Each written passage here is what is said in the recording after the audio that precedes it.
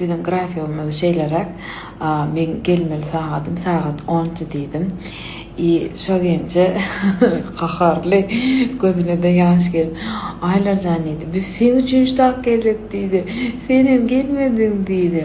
Gence diýdim. Men ötünç soraýan diýdim. Men ödüm. Ulu boyum kiçilip ötünç soraýan diýdim. Ýörüm girelim diýdim. Bile üç aýdym diýdim. Ýanky gowunna şo gence sırası ýadyrly kahary ýadyrly da ýör bolýar diýdi. Anam bardyk bile aýdym geldi de gojoklatdy. Men diýdi, sen şeýle bir gowaryan diýdi. Ýörje sen üçin geldim diýdi.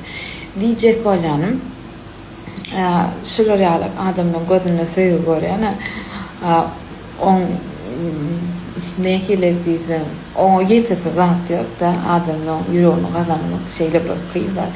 Beýendim.